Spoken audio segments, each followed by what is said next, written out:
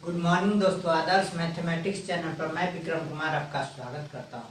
अभी हम लोग क्लास पीजी थर्ड सेमेस्टर का क्वेश्चन देखेंगे, जो क्वेश्चन आपको CSIR नेट में पूछा जाता है और अलग अलग यूनिवर्सिटी में भी अलग अलग सेमेस्टर में यह पूछा जाता है।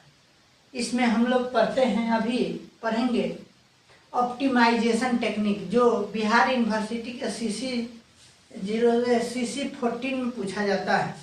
ऑप्टिमाइजेशन टेक्निक, उसी टेक्निक में एक है ब्रांच एंड बाउंड मेथड का।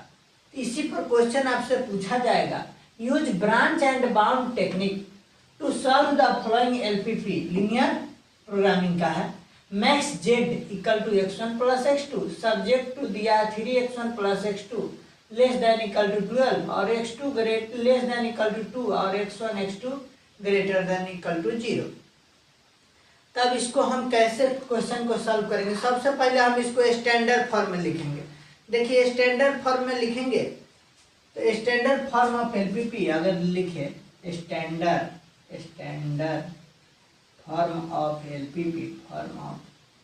LPP, तब क्या आ जाएगा? स्टैंडर्ड फॉर्म में अगर हम इसको लिख रहे हैं तो यह हो जाएगा हमारा मैक्स जेड इक्वल टू हो जाएगा हमारा x1 plus x2 plus 0s1 plus 0s2, यानी 0 का मतलब 0 से किसी नंबर मल्टीप्लाई करते थे 0।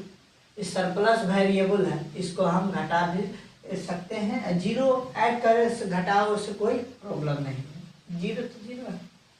मैक्स जेड हो गया। अगर सब्जेक्ट टू लिखते हैं, देखिए सब्जेक्ट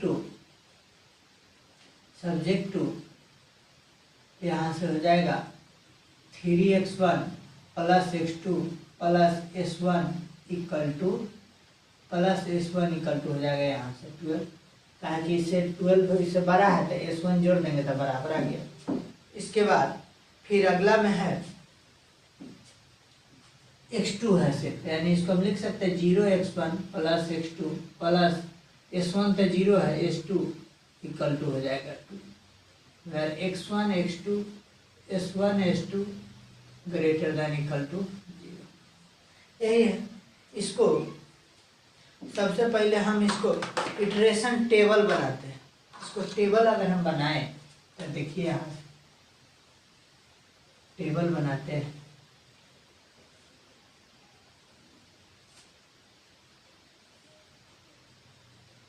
यहाँ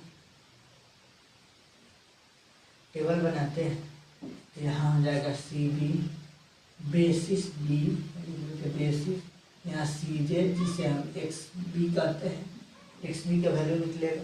उसके बाद हमारा x1 x2 s1 s2 बस इतना है, s1 s2। इसमें देखा जाए यहाँ मीन रेशियो लिख देते। मीन रेशियो होता है xB बाय x1 फिर x2, इसी प्रकार। अब देखा जाए तो x1 x2 कितना है? x1 1 है, इसका कोफिशिएंट, x2 का भी 1 है, s1 s2 0 0 है। यही है। तो बेसिस में हम लेते हैं क्या? s1 s2 तो इसका क्या क्या वैल्यू है? 0 0 है। यहाँ से देखें तो फर्स्ट में है x1 plus x2 plus 0 s1 s2, तो यहाँ से हो जाएगा ये मैक्सिमम जेड का वैल्यू तो हो गया x1 plus x2 plus 0 s1 plus 0 s2। इसके बाद सब्जेक्ट टू है 3x1 plus x2, 3x1 plus x2 का कोएफिशिएंट 1 प्लस s1 का 1, s2 है 0 इक्वल टू कितना है? 12, यानी xB है 12। इसके बाद दूसरा का है 0x1 plus x2, 0x1 plus x2 है आपको 1, s1 0 है, s2 1 है और xB है आपका 2 है। तब यहाँ से अगर हम ZJ निकालेंगे तो यह जाएगा 12 इंटू 0 0, ये भी हो जाएगा 0, तो पूरा टर्म हो जाएगा 0 0 0 0। अब यहाँ से हम del J निकालें तो डेल जे होता है सी जे माइनस जेड जे, तो यह हो जाएगा 1 माइनस 0 1, 1 माइनस 0 1, 1 माइनस 0 हाँ 0 माइनस 1 मिनट 0 माइनस 0 0, 0 माइनस 0 0। इसका मतलब ये हमारा क्या हो जाएगा, की रो ही हो गया यानी की कॉलम हो गया। जब की कॉलम हो जाएगा तो अगर हम इसका मीन रेशियो निकाले तो इसके ये हो जाएगा 12/3, 12/3 इक्वल टू 4 आ जाएगा। और यहाँ से 2/0 इसका मीनिंगलेस टर्म निगलेक्ट कर देंगे, निगलेक्ट कर देंगे, निगलेक्ट हो जाएगा। यहाँ से हो जाएगा, इसका मतलब यह 4 है, ये हो जाएगा हमारा की रो, की रो हो जाएगा।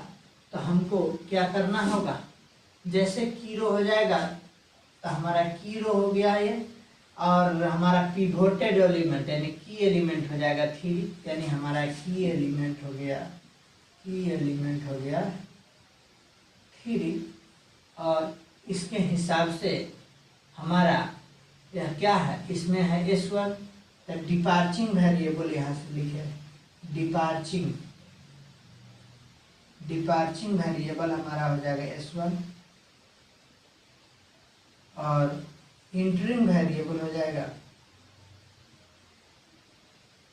इंटरिंग वेरिएबल हो जाएगा हमारा X1,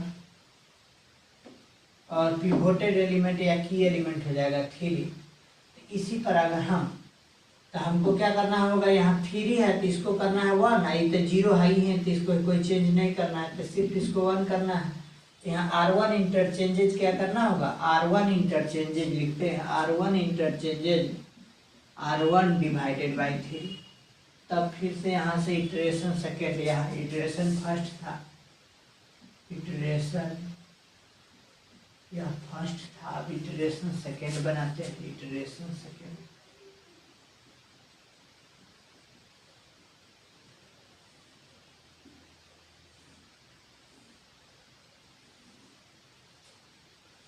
यहाँ से जाएगा सी जे एक्स बी, यहाँ से बेसिस ये जाएगा सी बी,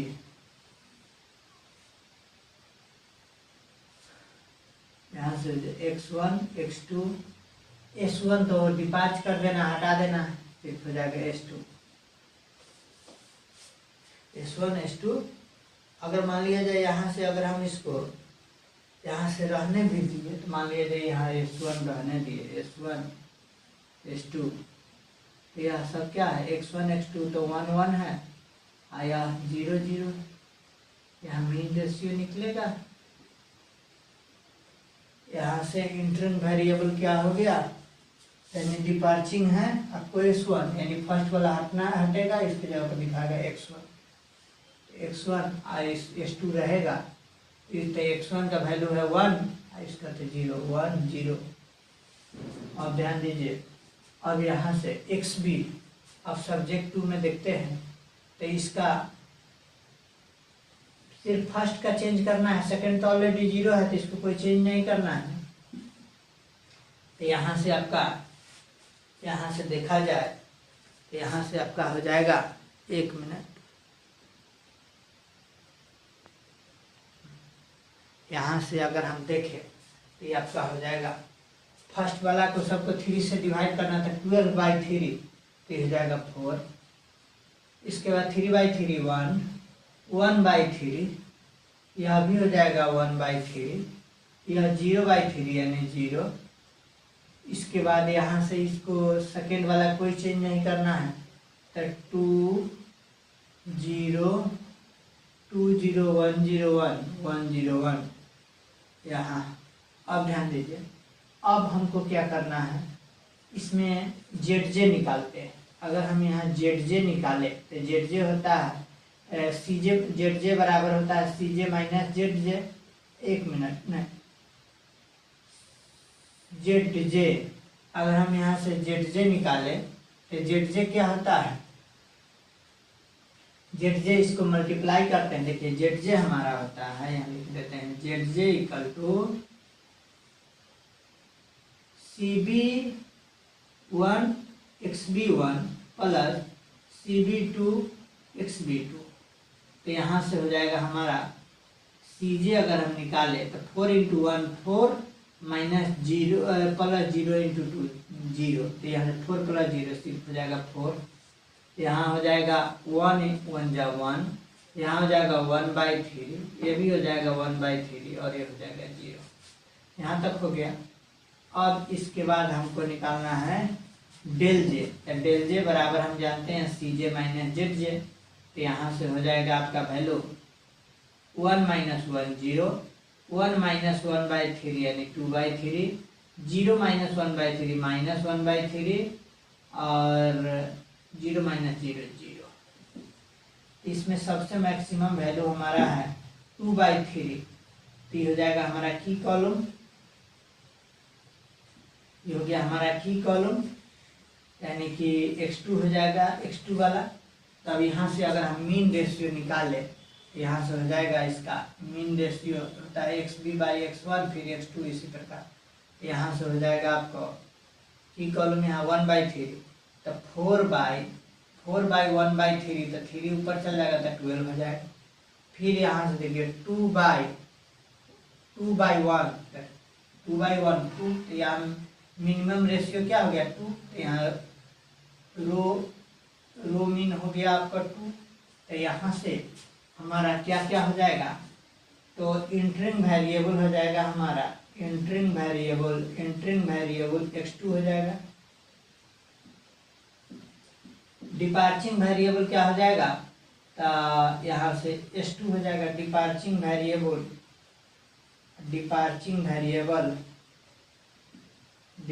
वेरिएबल हमारा हो जाएगा s2। और की element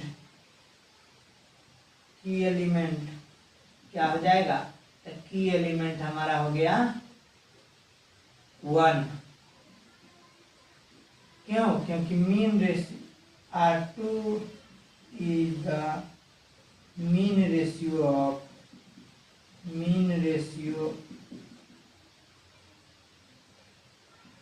of the iteration।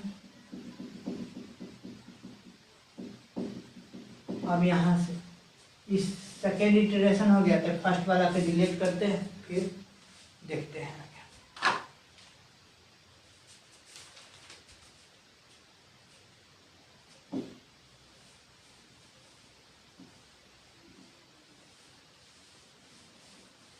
First वाला डिलीट हो गया। अब यहाँ से हम इसको थर्ड इटरेशन लिखते हैं। थर्ड इटरेशन में जैसे हम थर्ड इटरेशन कर रहे हैं, देखिए थर्ड के लिए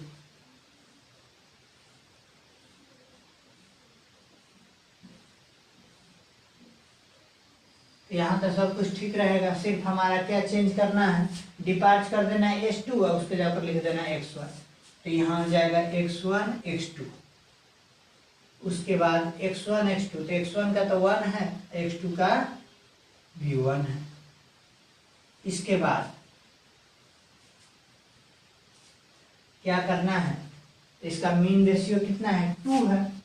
तो इसको 2 है, तो यहाँ कितना है, इसका की एलिमेंट 1 है, इसको 1 रहने देना है। जब 1 रहने देना है तो R1 को इंटरचेंज करेंगे। R1 की 1 मिनट,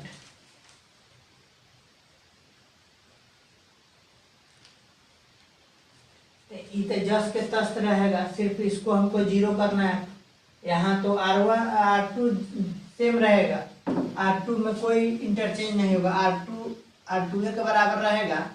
लेकिन R1 को इंटरचेंज करके हमको क्या करना होगा, ये वाला 1 तो रहेगा, लेकिन वो इसका की कॉलम वाला R1 को हमको 0 करने के लिए क्या करना, 1/3 माइनस 1 इंटू 1/3, यानी कि R1 interchanges 1/3 into R2 new. इसको हमको क्या करना होगा, इसमें से घटा देंगे तो 1/3 माइनस 1/3 0 हो जाएगा। इसका मतलब यहाँ से हमारा हो जाएगा,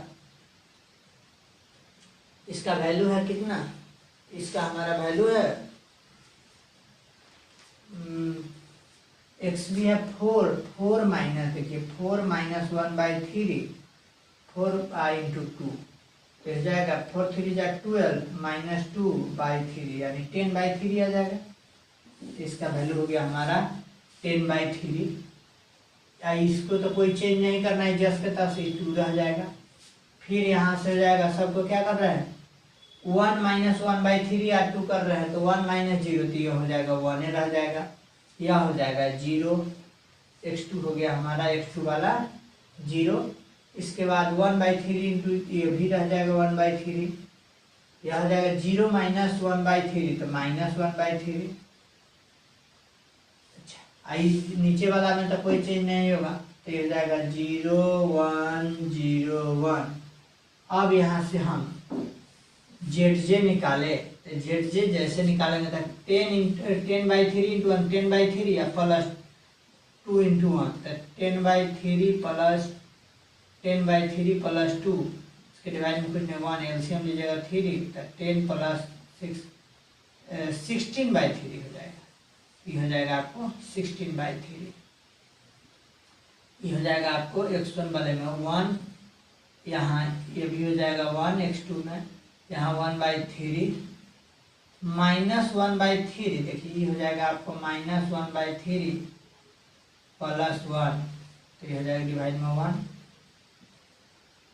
माइनस 1 प्लस 3 यानी 2/2 1 कट के ये हो जाएगा आपका 1, ये हो जाएगा 1। अब यहाँ से हम डेल जे अगर निकालें, अगर हम डेल जे निकालें तो हो जाता है CJ minus ZJ 1 minus 1 0 1 minus 1 0 0 minus 1/3 minus 1/3 हो जाएगा माइनस 1। अब यहाँ से यहाँ मीन रेशियो निकालने की कोई ज़रूरी नहीं है, क्यों? क्योंकि यहाँ कोई भी वैल्यू डेल जे है वह जितना है लेस देन और इक्वल टू 0 है।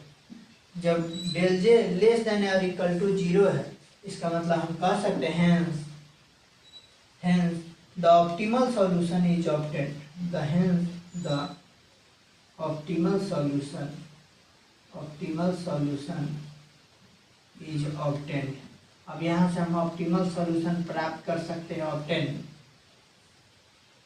तब यहाँ से x1 आ गया हमारा 10/3 और x2 हो जाएगा 2।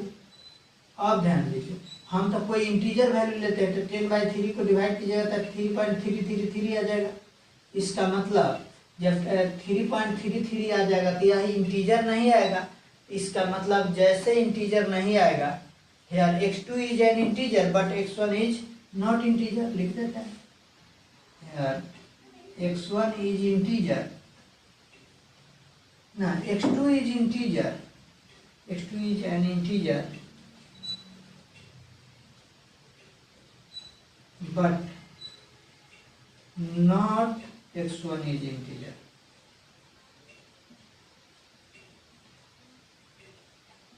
x2 तो इंटीजर है लेकिन x1 इंटीजर नहीं है, इसलिए हमको क्या करना होगा नया ब्रांच बनाना होगा। इसको मिटा देते हैं इटरेशन 2 को।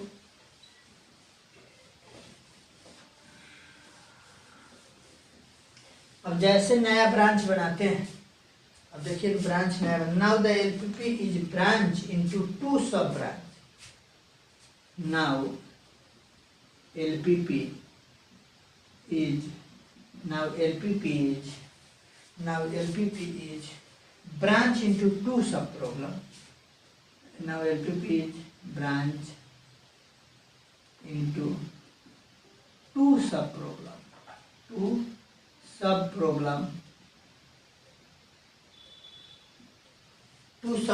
हो जाएगा। एक में हो जाएगा सब, इसको हम 2 भाग में बांटते हैं, एक सब प्रॉब्लम फर्स्ट सब प्रॉब्लम 1.1 एक हो जाएगा सब प्रॉब्लम 1.2 सब प्रॉब्लम 1.2। इसके लिए हो जाएगा 3.3। इसका मतलब यह किसके बीच में 3.3 यानी 3 और 4 के बीच में x1 होगा। इसका मतलब इसका वैल्यू क्या होगा इसका अगर वैल्यू निकाले तो मैक्सिमम जेड का जस्ट तस रहेगा, दोनों में मैक्सिमम जेड हो जाएगा हमारा x1 plus x2। Subject to में बदलेगा, subject to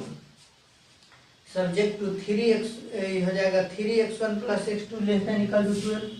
x1 3x1 plus x2 less than equal to 12 first रहेगा।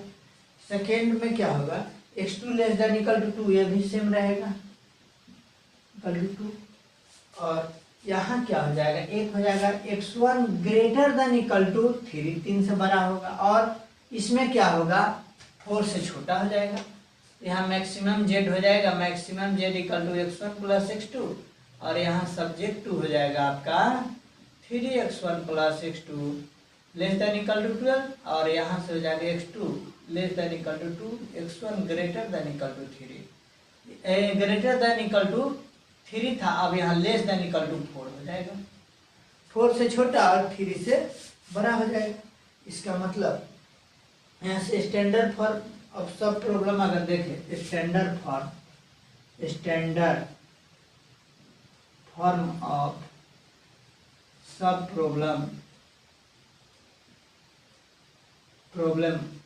1.1 लेते हैं, पहलका लेते हैं।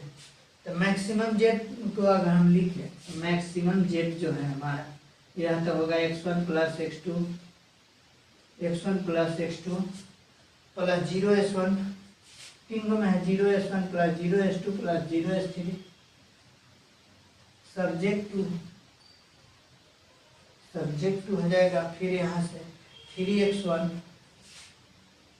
Plus x2 plus s1 equal to 12, फिर यहाँ से 0x1 plus x2 plus s2 equal to 2, यहाँ से हो जाएगा x1 plus 0x2 plus s3 equal to 3। आगे फर्स्ट वाला को देखें, फिर उसी प्रकार सेकेंड वाला को हो जाएगा। तो यहाँ से अगर हम नया इटरेशन बनाए, नया इटरेशन निकाले, तो यहाँ से हमारा हो जाएगा, फिर से अगर हम इसको आगे मिटा देते हैं, फिर आगे देखते हैं, क्योंकि इधर जगह नहीं। तो जैसे हम नया इटरेशन बनाएंगे इसमें हमारा हो जाएगा, यहाँ देखिए ये हो जाएगा आपका CJ XB, इससे पहले बेसिस, I से पहले CB, यहाँ से हो जाएगा x1 x2 s1 s2 s3, ये दोनों है 1 1, ये तीनों है 0 0, यहाँ निकलेगा mean ratio XB by x1।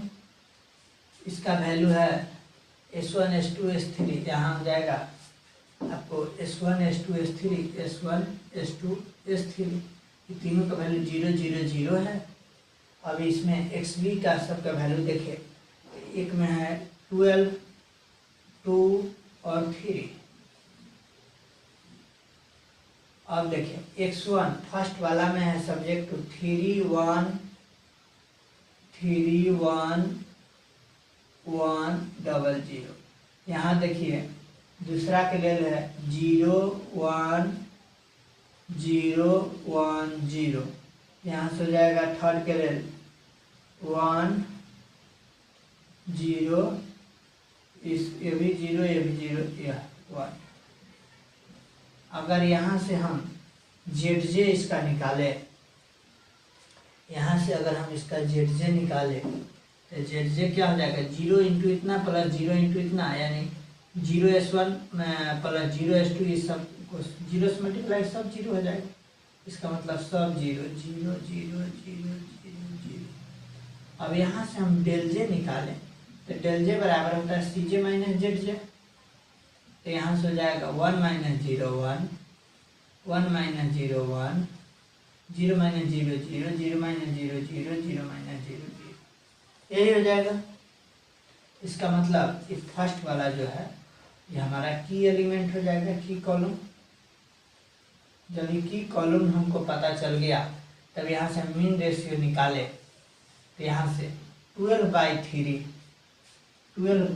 कीजिएगा ना 4 2/0 तो निगलेक्ट करना होगा 2/0 निगलेक्ट हो जाएगा और यहाँ से 3/1 इक्वल टू 3/1 इक्वल टू 3 ये हमारा क्या हो जाएगा सबसे मिनिमम वैल्यू यही है तो ये हो जाएगा हमारा मीन रेशियो। इसका मतलब मीन रेशियो हो गया तो जब मीन रेशियो सबसे नीचे वाला है जब मीन रेशियो है इसका मतलब जब इसका मीन रेशियो है तब यहाँ से हम क्या करेंगे तो हमारा डिपार्चिंग वेरिएबल क्या हो जाएगा मीन रेशियो है R3 mean ratio equal to है हमारा R3 मीन रेशियो जब R3 है इसका मतलब जब मीन रेशियो हो गया R3 तो हमारा की एलिमेंट हो जाएगा की एलिमेंट इसके लिए 1 है तो डिपार्चिंग वेरिएबल S3 हो जाएगा डिपार्चिंग वेरिएबल x3 तो x3 नहीं S3 एंटरिंग वेरिएबल क्या हो जाएगा एंटरिंग वेरिएबल x1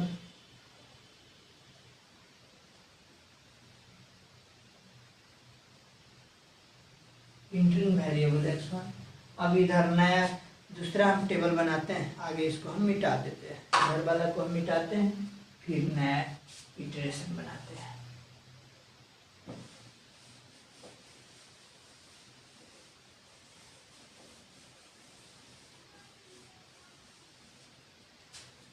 हम नया इटरेशन बनाते हैं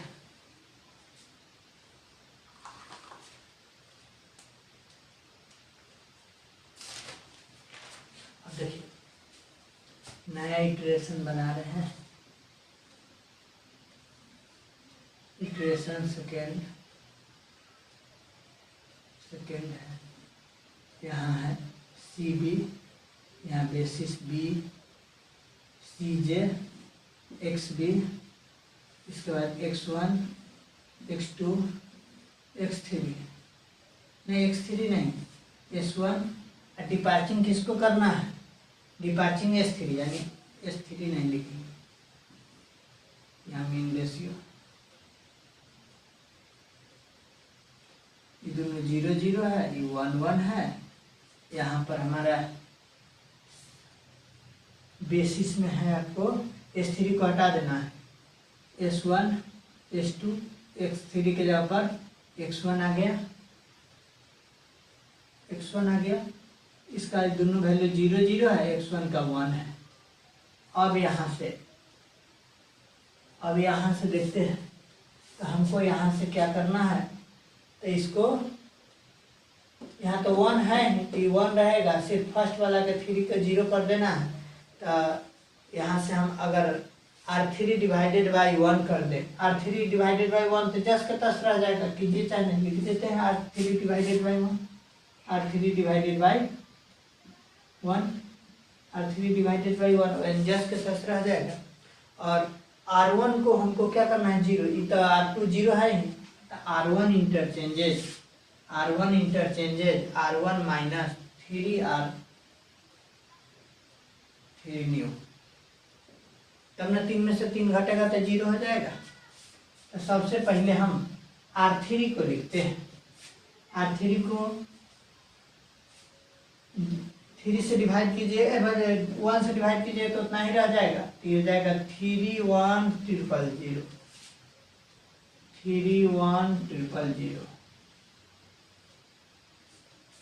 S3 तक डिपार्च कर गया है। इसके बाद R2 को कुछ नहीं जस्ट के तस छोड़ देना है R2 को भी लिख देते हैं R2 है 2010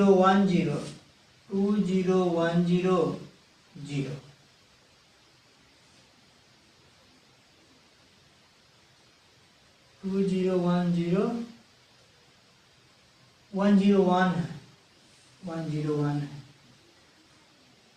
फर्स्ट वाला पे क्या करना है, R1 minus 3R2, R1 minus 3R2, तो R1 है हमारा यहाँ 12/3R3, तो 12 माइनस 3 3 या 9 बराबर 3, 12 में से 9 गया 3। इसके बाद यहाँ से हो जाएगा x1 है आपका 12 के बाद 3, तब 3 माइनस 3 0। इसके बाद 1 माइनस 0 इंटू कितना भी तो 1। उसके बाद S1 है आपका 1 माइनस 0 से मल्टीप्लाई कीजिए तक कितना भी तो 1 रह जाएगा। उसके बाद 0 माइनस 0 से कितना भी कितना 0 रह जाएगा। तो यहाँ से हमारा ZJ अगर हम निकाले तो ZJ हो जाएगा, क्या होता है, तीनों को मल्टीप्लाई कर करके ऐड करना है, बता सिर्फ यहाँ हो जाएगा 3, यहाँ हो जाएगा 1, यह हो जाएगा 0 0 0। तो यहाँ से अगर हम डेल जे निकाले तो डेल जे हो जाएगा हमारा CJ माइनस ZJ, तो 1 माइनस 1 0, 1 माइनस 0 1, 0 माइनस 0 0 0। तो सिर्फ हमारा हो गया यह वाला x2, ये हो जाएगा x2 जो है ना की कॉलम हो जाएगा, की कॉलम हो जाएगा x2। तो x2 हो गया हमारा की कॉलम। तो इसका अगर हम मीन रेशियो निकाले तो मीन रेशियो हो जाएगा हमारा x2 के लिए 3/1 3, 2/1 2,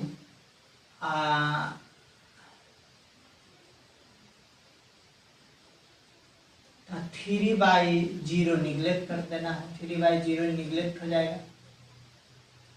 इस सब में मीन रेशियो है हमारा R2, मीन रेशियो है R2। जब मीन रेशियो R2 है, लिख देते हैं यहाँ मीन रेशियो है R2, मीन रेशियो R2 है, इसका मतलब हमारा की एलिमेंट हो जाएगा 1, जो की कॉलम और की रो में दोनों में कॉमन है, की एलिमेंट हो जाएगा हमारा या पिवोटेड एलिमेंट, इसी को बोलते हैं 1।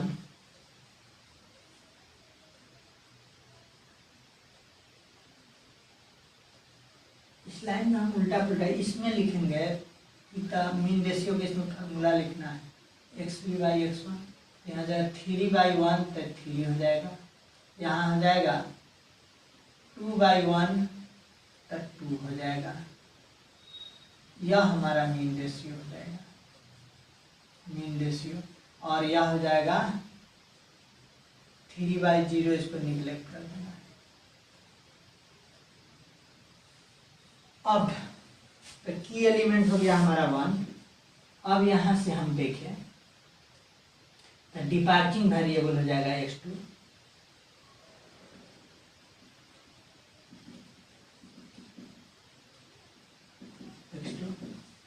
इसके जगह पर इंटरिंग वेरिएबल हो जाएगा x2, डिपार्चिंग हो जाएगा s2 और इंटरिंग हो जाएगा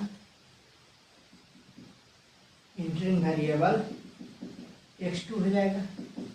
इसका मतलब अगर नया इटरेशन हम यहाँ से बनाए, आगे इसको हम मिटाते हैं, यहाँ से अगर हम नया इटरेशन बनाए तो यहाँ से हो जाएगा हमारा क्या क्या, यहाँ से है बेसिस में हमारा क्या क्या है, S1 तो है ही, S2 का निगलेक्ट कर दे, S2 को हटा देना है, उसके जगह पर क्या करना है, S2 डिपार्चिंग है x2, इसके जगह पर x2 आ जाएगा। और उसके बाद क्या है, उसके बाद x1 है, S1 0 है, x2 और x1, x2 और x1 कितना है, x2 और x1 1 1 है, x2 और x1 1 1 है। अब हमको क्या करना है, तो यहाँ से xb सबका वैल्यू लेते हैं, तो xb निकालने के इसको क्या करना है, तो इसको 1 रहने देना है और बच गया सो R1 में और R3 में 0 करना है। तो यहाँ 0 भी है, सिर्फ इसको हमको चेंज करना है, किसको, R1 को। तो R1 को 0 करने के लिए क्या होगा, R1 माइनस R2 करना होगा। तो यहाँ लिख देते हैं R2 जस्ट के तस रहेगा, R2 interchange R2 divided by 1 और R1 interchanges R1 minus R2 new. तब यहाँ से हो जाएगा हमारा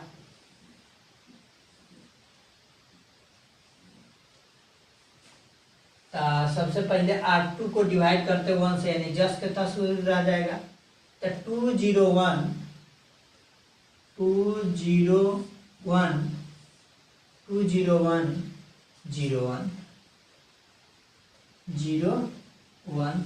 यहाँ से हम S2 भी डिपार्चिंग कर दिए हैं, तो इसको भी हटा सकते हैं, मन है तो लिख सकते हैं।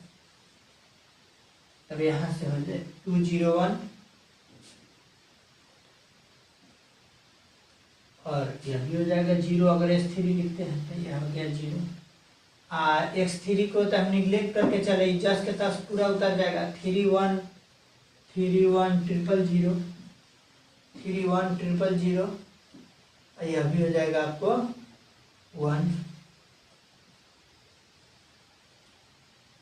अब यहाँ से देखिए, इसको हमको क्या करना है, 0 करने के लिए क्या तरह इसको घटाना है इसमें से।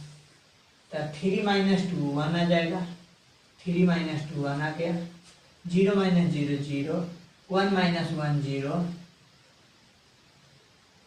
फिर यहाँ से है S1 के लिए 1 - 0 1, 1 - 0 1। इसके बाद S2 है 0 - 1 तो -1। यह S3 के तो लिखने को जरूरी नहीं है, अगर लिखते हैं यह -3 आ जाएगा। अब यहाँ से अगर हम ZJ निकाले तो यह हो जाएगा 2 1 जा 2, 3 1 जा 3 5, 2 3 5, यह हो जाएगा 1, यह हो जाएगा 1, यहाँ 0, यह हो जाएगा 1, यहाँ हो जाएगा भी 1। दूसरा मार्कर का प्रयोग करते हैं।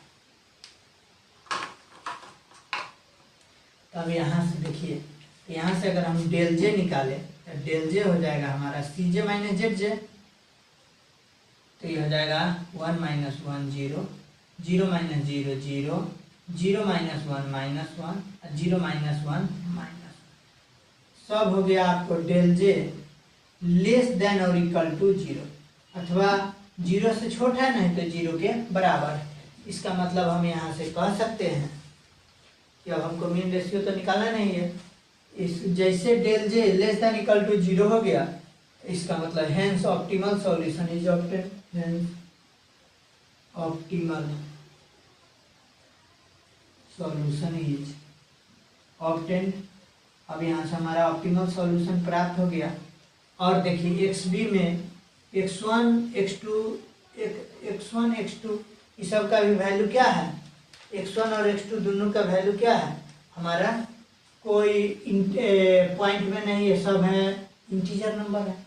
इसका मतलब हम कह सकते हैं ऑब्टेंड क्या प्राप्त हुआ है, x1 इक्वल टू यहाँ से आ गया 3, x2 इक्वल टू आ गया 2 और x1 x2 हो गया, बोथ आर इंटीजर। लिख देते हैं both are integer, both are integer. इसका मतलब हम यहाँ से कह सकते हैं कि मैक्सिमम z इक्वल टू अगर निकाले, मैक्सिमम z इक्वल टू हमारा x1 + x2 है, तो x1 + x2 यानी तो x1 का वैल्यू है 3 + 2, z इक्वल टू हो जाएगा 5। तो z maximum z max z equal to हो गया मैक्सिमम z इक्वल टू 5। यह हो जाएगा हमारा answer. Hence suitable solution for LPP हो गया इतना, लिख लीजिए hence suitable solution for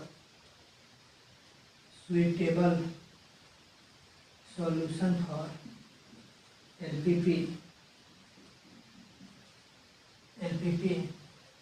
is x1 equal to 3 और x2 equal to 2, then z equal to 3 + 2 equal to 5। यही हो गया हमारा आंसर। इसी प्रकार हम क्वेश्चन को सॉल्व करते हैं। अगर यह वीडियो अच्छा लगे तो लाइक, सब्सक्राइब और दोस्तों के साथ शेयर कर सकते हैं। जय हिंद।